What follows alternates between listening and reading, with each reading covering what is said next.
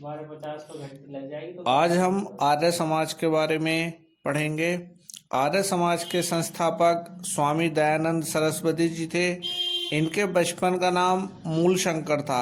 इनका जन्म 12 फरवरी 1824 में गुजरात की मोरबी रियासत में टंकारा जिला राजकोट एक ब्राह्मण परिवार में हुआ था। इन्होंने आर्य समाज की स्थापना 10 अप्रैल 1875 को बम्बई में की तथा 1877 में इन्होंने अपना मुख्यालय बम्बई से हटाकर लाहौर में बनाया। इनके गुरु का नाम विरजानंद स्वामी था। 1845 ईस्वी में 21 वर्ष की अवस्था में इन्होंने घर छोड़ दिया। 1848 में इनकी मुलाकात दंडी स्वामी पूर्णानंद से हुई, जिनसे इन्होंने सन्यास की दीक्षा लेकर दंड धारण किया। दंडी स्वामी पूर्णानंद ने ही इन्हें दयानंद सरस्वती का नाम दिया। कई बार हमारे पेपरों में आया है कि इनके बचपन का नाम तो मूल शंकर था, लेकिन इन्हें स्वामी दयानंद सरस्वती नाम किसने दिया है? तो इन्हें दयानंद सरस्वती नाम दिया है स्वामी पूर्णानंद जी ने। 1861 में मथुरा में उनकी मुलाकात नेत्रहीन विरजानंद स्वामी से हुई, जिनसे स्वामी दयानंद सरस्वती को वेदों की दार्शनिक व्याख्या का ज्ञान प्राप्त हुआ और वह उनके शिष्य बने। तो अगर प्रश्न आए कि स्वामी दयानंद सरस्वती के गुरुजी का क्या नाम है, तो अब आपको पता चल चुका होगा, स्वामी विरजानंद। उन्होंने वेदों की ओर लौटो का नारा दिया तथा भारत भारतीयों के लिए भी नारा दिया। वह वेदों को भारत का आधार स्तंभ मानते थे। वह पहले ऐसे हिंदू सुधारक थे जिन्होंने बचाव के स्थान पर प्रहार की रणनीति अपनाई। 1863 ईस्वी में हिंदू धर्म प्रचार के लिए आगरा में पाखंड खंडनी पताका फहराई। दयानंद सरस्वती जी का आर्य समाज पंजाब और पश्चिमी उत्तर प्रदेश में काफी लोकप्रिय हुआ। दयानंद सरस्वती जी 19वीं शताब्दी में भारत के हिंदू लूथर किंग या मार्टिन लूथर किंग कहलाए। स्वामी दयानंद ने अद्वैतवाद के मायावाद का खंडन किया। वेदों की उच्चता, पुनर्जन्म एवं कर्म के सिद्धांतों में उनका अटूट विश्वास था। उनकी मृत्यु के बाद श्री अरविंद घोष जैसे कर्म योगी ने उन्हीं की शिक्षाओं को अपनाया और नारा दिया कि पुनः वेदों की ओर चलो, न कि वैदिक काल की ओर। इन्होंने बाल विवाह, पर्दा प्रथा, दहेज, बहु विवाह, जाति व्यवस्था, छुआछूत आदि का विरोध किया। हिंदू धर्म को प्रतिष्ठित करने के लिए इन्होंने 28 नियमों का समावेश किया। स्वामी दयानंद सरस्वती जी पहले अपनी व्याख्या संस्कृत भाषा में देते थे, परंतु ये बहुत इंपॉर्टेंट प्रश्न है। स्वामी दयानंद सरस्वती जी पहले अपने व्याख्यान संस्कृत में देते थे, परंतु 1872 में कलकत्ता में इनकी मुलाकात ब्रह्म समाजी नेता केशव चंद्र सेन से हुई। उन्हीं के सुझाव पर इन्होंने संस्कृत के बजाय हिंदी में व्याख्यान देने शुरू किए। इससे प्रेरित होकर 1874 में स्वामी दयानंद सरस्वती जी ने अपनी पुस्तक सत्यार्थ प्रकाश हिंदी भाषा में लिखी। पीसीएस के एग्जाम में पूछा गया प्रश्न कि सत्यार्थ प्रकाश कौन सी भाषा में लिखी गई है, तो सत्यार्थ प्रकाश हिंदी भाषा में लिखी गई पुस्तक है।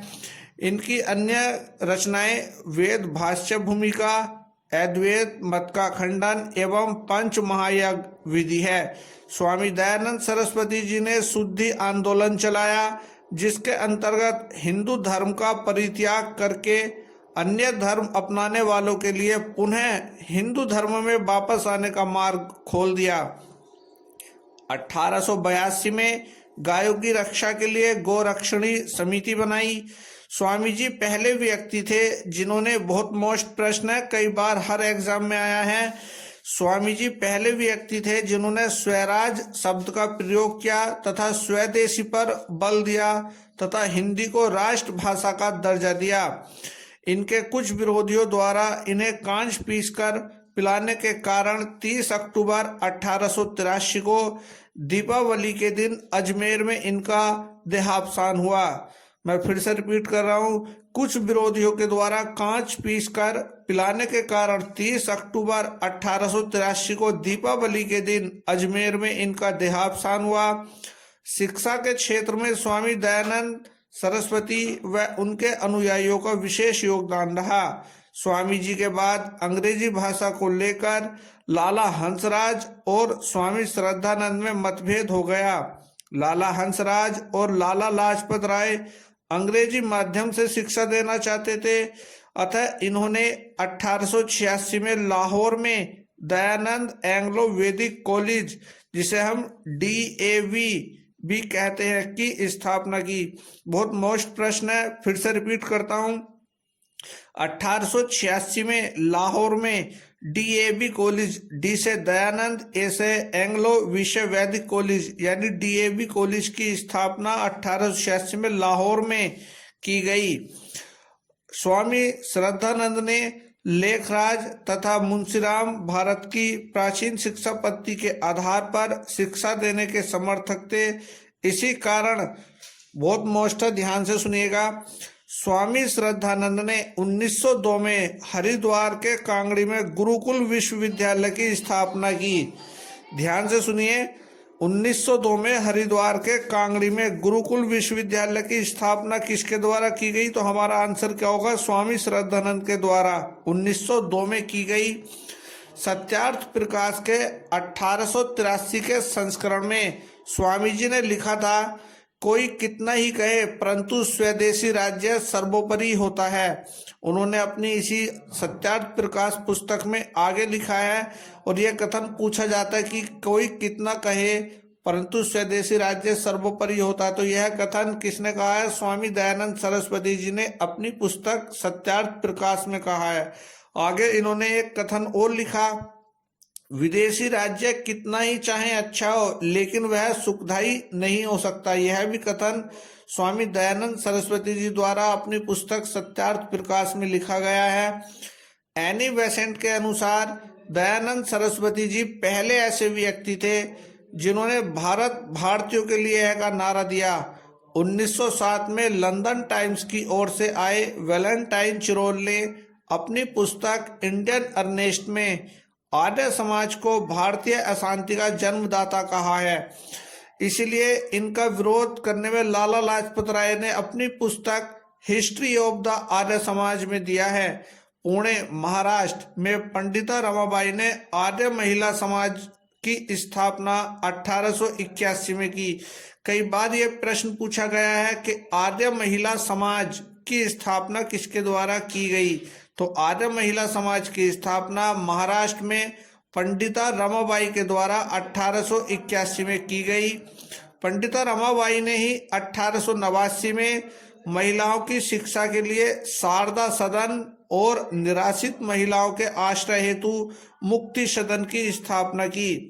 अब जो यहाँ से कुछ इम्पोर्टेंट पॉइंट निकल के आए हैं कि भारत का मार्टिन लूथर स्वामी दयानंद सरस्वती जी को कहा जाता है। सत्यार्थ प्रकाश की रचना हिंदी भाषा में हुई है। सर्वप्रथम स्वराज, स्वदेशी व राष्ट्रभाषा का प्रयोग करने वाले व्यक्ति दयानंद सरस्वती जी हैं। शुद्धि आंदोलन का समर्थक आर्य समाज ने किया। वेद भाष्य और वेद भाष्य भूमिका पुस्तकें स्वामी दयानंद सरस्वती जी की हैं। DAV कॉलेज की स्थापना लाला हंसराज द्वारा की गई। वेदों के पुनरुत्थान का श्रेय दयानंद सरस्वती जी को है। आर्य समाज के प्रचार प्रसार का सर्वाधिक प्रभाव पंजाब में हुआ। तो इन प्रश्नों को जो मैंने अभी आपको बताए, इनको आप लिख लेना, बहुत इम्पोर्टेंट है।